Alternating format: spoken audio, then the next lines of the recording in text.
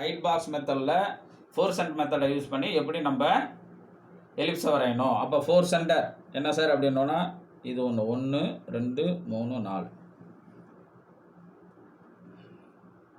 இந்த 1 2 3 4 மாற்றுறப்ப எலிப்ஸனோட ஓரியன்டேஷன் மாறும். ரைட் பாக்ஸுக்கு 1 2 3 4 1 மேலே வரும். லெஃப்ட் பாக்ஸ் அப்படின்னோன்னா 1 எங்கே வரும், இங்கே வரும். 1 2 3 4ன்னு வரும். இதே டாப் அப்படின்னோன்னா என்ன சார் அப்படின்னோன்னா 2 கீழே வரும். ரைட்டுங்களா? 1 2 3 4ன்னு அப்படி போகும். ரைட்டுங்களா? இதனால ஞாபகம் வச்சுக்கோங்க. இப்போ நம்மளுக்கு வந்து எலிப்ஸ் வந்து ரைட் பாக்ஸில் இருக்குது. அதனால் என்ன பண்ணுறேன் சார் அப்படின்னோன்னா ரைட் பாக்ஸ் மெத்தட் படி 1 எங்கே சார் போகுது அப்படின்னோன்னா டாப்பில் போகுது. 2 3 4. ரைட்டுங்களா? இதை யூஸ் பண்ணி அடுத்து என்ன பண்ணணும், இந்த 1 2 பாயிண்ட்லேருந்தும் லைனை வரைஞ்சி இதுக்கு ஆப்போசிட்டில் இருக்கிற இந்த கார்னரில் வரையணும், ஜாயின் பண்ணணும். அப்போ 1லேருந்து ஒரு லைனை வச்சு இந்த கார்னர்லையும் 2லேருந்து ஸ்கேலை யூஸ் பண்ணி ட்ராப்டரை யூஸ் பண்ணி ஒரு லைனை இந்த கார்னரில் இணைக்கிறோம். 3 4 இங்கே இருக்குது, இதுக்கு எதிர்த்தாப்பில் உள்ள கார்னர் இங்கே. அப்போ 3 4லேருந்து வரைகிற லைனை எதில் ஜாயின் பண்ணணும், இந்த கார்னரில் ஜாயின் பண்ணணும். ரைட்டுங்களா? ஆல்ரெடி நம்ம இது பார்த்தது தான். இப்போ ஒன்று உதாரணம் சொல்கிறேன். இந்த 3 4லேருந்து ஒரு லைனை வரைகிறேன் அப்படின்னோன்னா இப்போ 4லேருந்து ஸ்கேலை யூஸ் பண்ணிக்கிறேன் நான் வச்சு இந்த கார்னரில் ஒரு லைனும், அடுத்து அதே மாதிரி 3லேருந்து இந்த கார்னரை மையமாக வச்சு இப்படி ஒரு லைனையும் வரைகிறோம். அதே மாதிரி 1 2க்கு எதிர்த்தாப்பில் இந்த கார்னர் இருக்குது, இந்த கார்னர் இருக்குது. 1லேருந்து இப்படியும் வச்சு என்ன பண்ணுறேன் அப்படின்னோன்னா லைனை ஜாயின் பண்ணிக்கிறேன். தென் ஆர்க் எப்படி அடிக்கணும், சென்டர் இப்போ நான் நோட் பண்ணியிருக்கேன். எது சென்டரு, இது C1, இது C2, இது C3, இது C4. ரைட்டுங்களா? இது C3, இது C4 மாற்றிக்கலாம், அதனால் ஒன்றும் பிரச்சனை இல்லை. ஆனால் கொடுக்குறப்ப இந்த 1 2 3 4 தான் மாற்றக்கூடாது. ரைட் மெத்தட்னா 1 இங்கே மேலே தான் வரணுங்கிறத ஞாபகம் வச்சுங்க. மாற்றினீங்கன்னா இந்த ஓரியன்டேஷன் கிடைக்காது. ரைட் சார், இப்போ சென்டரை யூஸ் பண்ணிக்கிறேன், C1 யூஸ் பண்ணிக்கிறேன். ஓகேங்களா? நம்மளுக்கு அதுக்கு முன்னாடி நீங்கள் என்ன பண்ணுங்கள் அப்படின்னோன்னா நம்மளுக்கு டாப்பில் தான் வரணும் கர்வு. எலிப்ஸ் வந்து எங்கே வரணும், இந்த டாப்பில் தான் வரணும். அதாவது இந்த பாதியில் நம்மளுக்கு எலிப்ஸ் தேவையில்லை, இது பாட்டம். இதுக்கு மேலே தான் எலிப்ஸ் வேணும். அதனால் நீங்கள் என்ன பண்ணுங்கள் அப்படின்னோன்னா C1லேருந்து C1 சென்டராக வச்சு இங்கே ஆர்க் வரைகிறப்ப கீழே வரும். அதனால் கீழே வரைகிறது வேணால் மேலே வரைகிறத பார்ப்போம். C2 சென்டர் 1 இல்லைன்னா 2 வந்து ரேடியஸ். C2 சென்டர் ஓகேங்களா? C2 சென்டர் 1 இல்லைன்னா 2, ஏதாவது 1 எடுத்துக்கலாம். 2 இல்லைன்னா ரேடியஸ், 2ல் எது ஒன்றுமே எடுத்துக்கோங்க. ரைட்டுங்களா? நான் என்ன பண்ணுறேன் அப்படின்னோன்னா 1 ரேடியஸாக எடுத்துக்கிறேன், 1 வேணாம் 2 எடுத்துக்கிறேன். ரைட்டுங்களா? C2 சென்டர் 2 ரேடியஸ் வச்சு என்ன பண்ணணும், ஒரு ஆர்க் வரையணும். ரைட்டுங்களா? அடுத்தது இப்போ இது வந்து என்ன சார் அப்படின்னோன்னா இங்கேருந்து இது வரைக்கும் இப்போ நம்ம ஆர்க்கை கம்ப்ளீட் பண்ணியாச்சு. அடுத்தது C3 சென்டர் பாருங்கள். இந்த C3 சென்டர் இந்த 1 வந்து ரேடியஸ். C3 சென்டர் 1 வந்து ரேடியஸ். ஓகே, இதை வச்சு என்ன பண்ணுறேன் சார் அப்படின்னோன்னா அனதர் ஒரு ஆர்க் இது இப்படி வச்சு அப்படி அடிக்கிறப்ப என்ன ஆகிடும் சார் அப்படின்னோன்னா நம்மளுக்கு இந்த டாப் ஆஃப் எலிப்ஸ் கிடச்சிடும். பாட்டம் வேணுங்கிறப்ப தான் நீங்கள் என்ன பண்ணணும், C1 ரேடியஸ் 4 இல்லைன்னா 3 C1 சென்டர் 4 இல்லைன்னா 3 ரேடியஸ் வச்சு இப்படி ஒரு ஆர்க் அடிக்கணும். ரைட்டுங்களா? அது C4 சென்டர் 2 இல்லைன்னா 3 ரேடியஸ் வச்சு C4 வச்சு இப்படி ஆர்க் அடிக்கிறப்ப நம்மளுக்கு பாட்டம் எலிப்ஸ் கிடைக்கும். நம்மளுக்கு இப்போ தேவை டாப்பு. அதனால் நான் என்ன பண்ணுறேன் சார் அப்படின்னோன்னா இந்த பாட்டத்துக்கு வரல, ஒன்லி டாப்பை மட்டும் கம்ப்ளீட் பண்ணிக்கிறேன். இந்த மெத்தடை யூஸ் பண்ணி என்ன பண்ணுங்கள் சார் அப்படின்னோன்னா எலிப்ஸை இங்கே கம்ப்ளீட் பண்ணுங்கள். ஐசோமெட்ரிக் டிராயிங்கே கொஞ்சம் சிரமமான ஒரு டாபிக் தான். ஆர்த்தோகிராஃபி கான்செப்ட் தெரியணும். அதில் இந்த கர்வு வந்துச்சு அப்படின்னோன்னா அந்த எலிப்ஸ் வரைகிறது கொஞ்சம் கிரிட்டிக்கலாக இருக்கும். அதனால் மெத்தடை நல்லா ஞாபகம் வச்சுக்கோங்க. இப்போ இந்த 4 சென்டர் மெத்தடை யூஸ் பண்ணி 1 2 3 4 அங்கே சொன்ன மெத்தடை யூஸ் பண்ணி என்ன பண்ணுறேன்னா ஃபுல் எலிப்ஸ் வரையணும். ஆனால் இது டாப்பில் இருக்கிறது நம்மளுக்கு பாதி சர்க்கிள். அதனால் டாப் ஆஃபில் மட்டும் பாதி எலிப்ஸை வரைஞ்சிட்டேன். அடுத்தது இங்கேயும் எலிப்ஸ் வரணும். அங்கே பாருங்கள், நல்லா ட்ராயிங்க பாருங்கள். இந்த பாதியை வரைஞ்சிட்டேன். இது வேணும், இதுக்கும் மெத்தட் இருக்குது. ஆனால் நீங்கள் என்ன பண்ண வேண்டாம் அப்படின்னோன்னா இதை மெத்தடை ஃபாலோ பண்ண வேண்டாம். நான் ஏற்கனவே சொன்னாப்புல அதை ரஃப்பாக வரைஞ்சிக்கோங்க. ஓகே, ரஃப்பாக எப்படி வரைவீங்க கவனிங்க. என்ன பண்ணுங்க அப்படின்னோன்னா இதுக்கு பேரலாக வர்றாப்புல இதை வரையணும். ரைட்டுங்களா? அதுக்கு முன்னாடி என்ன பண்ணுங்க அப்படின்னா, இந்த லைனுக்கு பேரலாக இந்த லைன் வரணும். இங்கே பாருங்கள், இதுக்கு பேரலாக செட் பண்ணிக்கோங்க ஸ்கேலை. இல்லைன்னா இதுக்கு பேரலாக கூட வச்சுக்கலாம், இந்த லைனுக்கு பேரலாக கூட வச்சுக்கலாம். வச்சுட்டு ஸ்கேலை 6 மினிட் ஆஃப்டர் பேரலாக வச்சுட்டு அப்படியே மூவ் பண்ணுங்கள். மூவ் பண்ணி இந்த ஆர்க்கினுடைய எண்டில் கரெக்டாக இந்த லைனை வரைஞ்சி இதையும் ஜாயின் பண்ணிக்கங்க. ஜாயின் பண்ணிவிட்டு பென்சில் எடுத்து என்ன பண்ணுறீங்க அப்படின்னா, ஸ்மூத்தாக கருவை வரையணும். அந்த கரு வந்து இந்த கருவுக்கு பேரலாக இருக்கணும், இந்த திக்னஸுக்கும் பேரலாக இருக்கணும், இந்த திக்னஸுக்கும் பேரலாக இருக்கணும், இந்த கருவுக்கும் பேரலாக இருக்கணும். அதை வச்சு அப்படி ஸ்மூத்தாக வரைஞ்சி இந்த லைனோட ஆல்ரெடி வரைஞ்ச லைனோட ஜாயின் பண்ணிட்டீங்கன்னா அது ஓவர். இந்த கரு வரைகிறதுக்கும் மெத்தட் இருக்குது. ஆல்ரெடி இதுவே ரொம்ப லைன் வந்து நம்மளுக்கு இன்டர்ஃபராக இருக்கும். அதனால் இந்த மெத்தட் வரைகிறதுக்கும் நம்மளுக்கு கொஞ்சம் சிரமமாக இருக்கும். அதனால் என்ன பண்ணுங்க அப்படின்னா, இந்த லைனுக்கு இந்த ஆர்க்குக்கு பேரலாக இந்த ஆர்க்கு நான் இப்போ வரைய சொல்கிறாப்புல வரைஞ்சிருங்க. ரைட்டுங்களா? அப்போ இந்த ஆர்க்கானது இந்த ஆர்க்குக்கு பேரலாக இருக்கணும், இந்த திக்னஸுக்கும் பேரலாக இருக்கணும். அதுக்கு முன்னாடி என்ன பண்ணணும், நீங்கள் இந்த லைனுக்கு பேரலாக இந்த லைனை வரைஞ்சிருங்க. ரைட்டா? இந்த திக்னஸ் உள்ளது வந்துச்சுன்னா இப்படி தான் சார். ஓகே, இப்போ உதாரணத்துக்கு இங்கே ரஃப் ட்ராயிங்கில் போங்க, நான் சொல்கிறேன் பாருங்கள். இங்கே ஒரு ஆர்க் வருதுன்னு நினச்சிக்கோங்க, இதில் ஒரு ஆர்க்கு ஒரு சம்மில் இங்கே ஒரு ஆர்க் வருதுன்னு நினச்சிக்கோங்க. ஓகே, இதை என்ன பண்ணுங்கன்னா ஆர்க்கை வரைங்க 4 சென்டர் மெத்தடை யூஸ் பண்ணி. அப்போ இதனுடைய பாதி இங்கேயும் வரும். ரைட்டுங்களா? இங்கே எப்படி இதுக்கு பேரலாக இங்கே வருதோ அதே மாதிரி நீங்கள் என்ன பண்ணணும் அப்படின்னா, இந்த ஆர்க்குக்கு பேரலாக இங்கே வரையும். அதே மாதிரி தான் இங்கேயும், இங்கே சப்போஸ் வருதுன்னா இங்கே ஆர்க்கை வரைஞ்சிக்கோங்க, இதுக்கு பேரலாக என்ன பண்ணணும், இங்கே வரையணும். இதெல்லாம் கொஞ்சம் நல்லா ஞாபகம் வச்சுக்கோங்க. இது மாதிரி சம்மு வரலாம், அதுக்காக முன்கூட்டியே நான் உங்களுக்கு இப்படி சொல்கிறேன். ஓகே, சரி சார். இப்போ அது ஓவர். தென் அடுத்தது நான் என்ன பண்ணணும், இன்னரில் வரையணும், இன்னர் எலிப்ஸ் வரையணும். அப்போ இன்னரில் நம்மளுக்கு ஃபுல் சர்க்கிளாக இருக்குது, அது ஃபுல் டயாமீட்டர். அப்போ அளவு எவ்வளோ சார் அப்படின்னா 25. அங்கே பாருங்கள், சம்ம பாருங்கள்,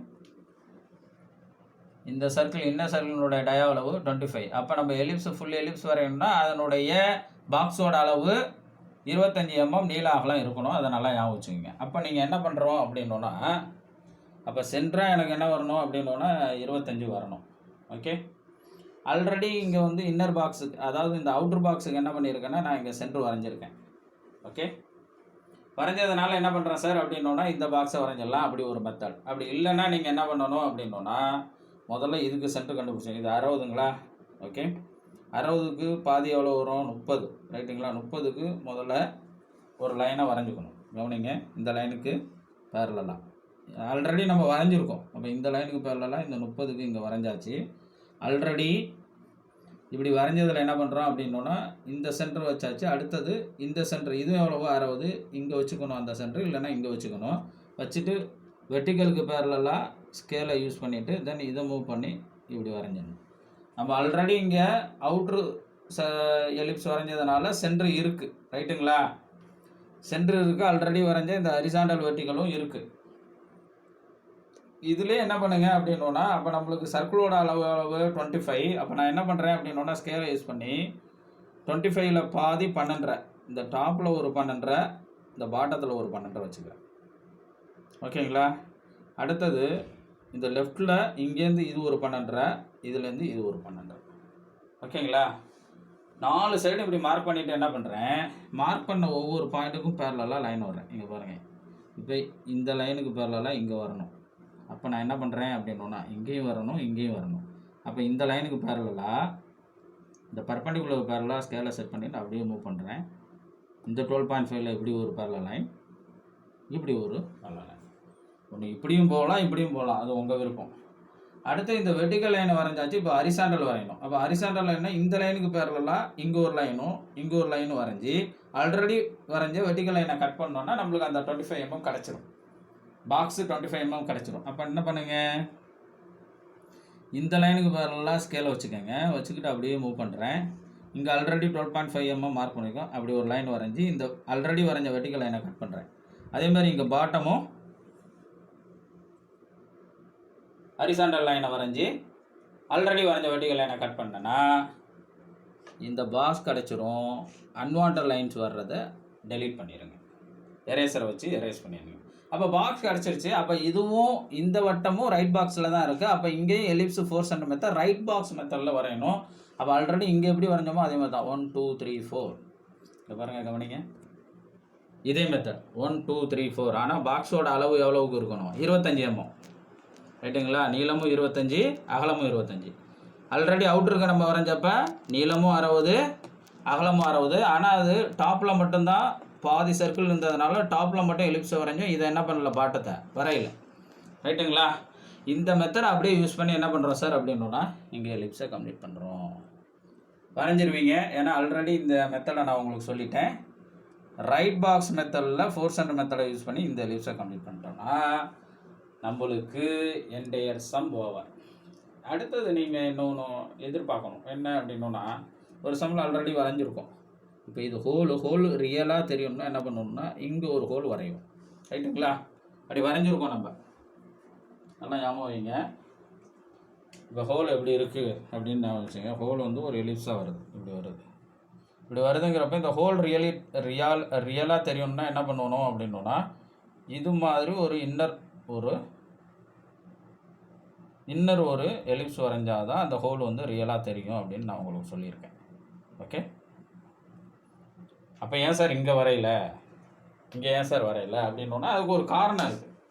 ஏன் அங்கே வந்து இன்னர் ஹோல் வரையிலன்னா, நல்லா கவனிங்க. இன்னர் ஹோல் வரைகிறப்ப நான் சொல்லியிருப்பேன், கவனிங்க. இன்னர் ஹோல் வரைகிறப்ப நான் என்ன சொல்லியிருப்பேன், இந்த திக்னஸும் இந்த இன்னர் ஹோல் வரைகிற இந்த திக்னஸும், கவனிங்க, இந்த திக்னஸும் என்னங்கிறத பார்த்துக்கணும். இந்த திக்னஸ் என்னவோ அதே திக்னஸுக்கு என்ன பண்ணணும்னு சொல்லுவேன், அதே திக்னஸுக்கு எது இருக்கணும்னு சொல்லியிருப்பேன், இந்த திக்னஸ் இருக்கும்னு சொல்லியிருப்பேன். ரைட்டுங்களா? இப்போ இந்த சம்மில் என்னென்னா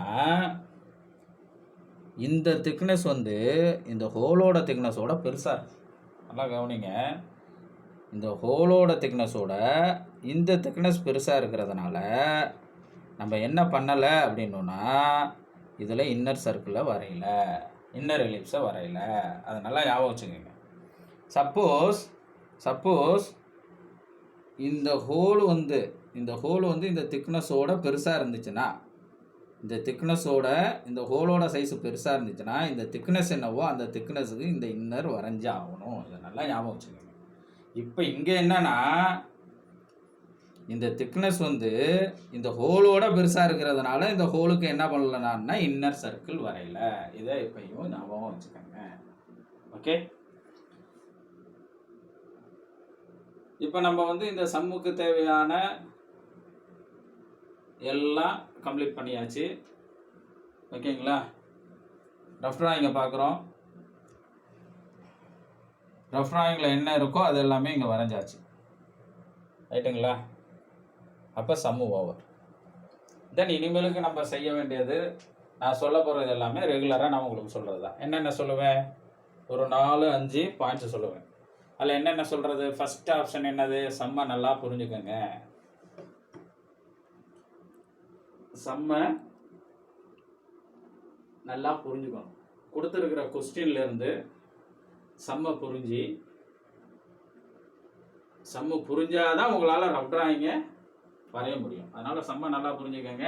இந்த ஐசோமெட்ரிக் டிராயிங் புரியும்னா உங்களுக்கு ஆர்த்தோகிராஃபி டிராயிங் நல்லா தெரிஞ்சுக்கணும். அதனால் ஆர்த்தோகிராஃபி டிராயிங் நல்லா கற்றுக்கோங்க. அதே மாதிரி சம்மை பார்க்குறப்ப என்ன பண்ணுங்க அப்படின்னா ஆர்டராக பாருங்கள். லெக்சர் 1 லெக்சர் 2ன்ட்டு ஆர்டராக பாருங்கள். இடையில பார்க்காதீங்க. ஏன்னா உங்களுக்கு பேசிக்ஸ் எல்லாம் லெக்சர் 1 இல்லைனா லெக்சர் 2ல் தான் சொல்லியிருப்பேன். அதனால் ஆர்டராக பாருங்கள். தென் அடுத்தது பென்சில் யூஸிங்கில் நான் உங்களுக்கு சொல்கிறது என்ன சார் அப்படின்னா, தேவையான சம்மு முழு வடிவம் வர்ற வரைக்கும் 2H பென்சிலில் சம்மை லைட்டாக வரைங்க. உங்கள் கண்ணுக்கு மட்டும் தெரிஞ்சால் போதும்.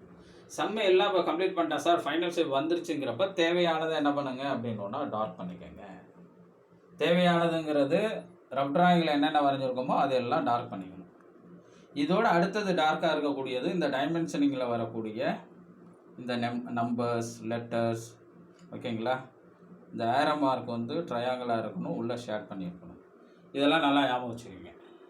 இந்த டார்க் டிம்மு இது எதை பார்த்தா உங்களுக்கு நல்லா தெரியும்னா புக்கை பார்த்தாலே உங்களுக்கு நல்லா தெரியும். புக்கில் எதெல்லாம் டார்க்காக இருக்கோ அதெல்லாம் மைக்ரோ டிப் பென்சில், புக்கில் எதெல்லாம் டிம்மாக இருக்கோ அதெல்லாம் 2H பென்சிலில் லைட்டாக இருக்கணும்.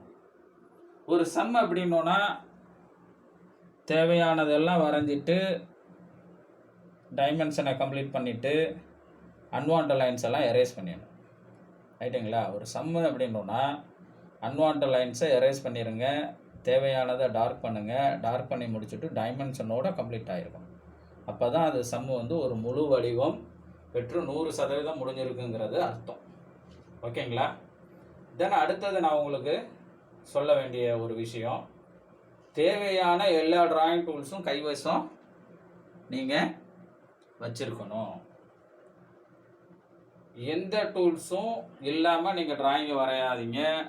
அப்படி நீங்கள் டிராயிங்கை வரைகிறீங்க அப்படிங்கிறப்ப அந்த டிராயிங் வந்து ஒரு சரியான அளவில் இருக்காது, ஒரு நீட்டாகவும் வராது. அதனால் டிராயிங் வரையும் போது என்னென்ன டிராயிங் டூல்ஸ் நம்மளுக்கு தேவையோ எல்லா டூல்ஸுமே கைவசம் வச்சுக்கோங்க. இப்போ நான் சொன்ன இந்த பாயிண்ட்ஸ் எல்லாமே ரொம்ப ரொம்ப முக்கியமான பாயிண்ட்ஸ். இதை எப்பயுமே ஞாபகம் வச்சுக்கோங்க. இந்த லெக்சர் உங்களுக்கு நல்லா புரிஞ்சிருக்கும்னு நான் நம்புகிறேன். இன்கேஸ் ஏதாவது டவுட் அப்படின்னோன்னா வீடியோவை ரீவைண்ட் பண்ணி பாருங்கள், டெஃபினட்டாக உங்களுக்கு புரியும். மறுபடியும் நம்ம இன்னொரு லெக்சரில் இன்னொரு சம்மோட மீட் பண்ணுவோம். தேங்க்யூ.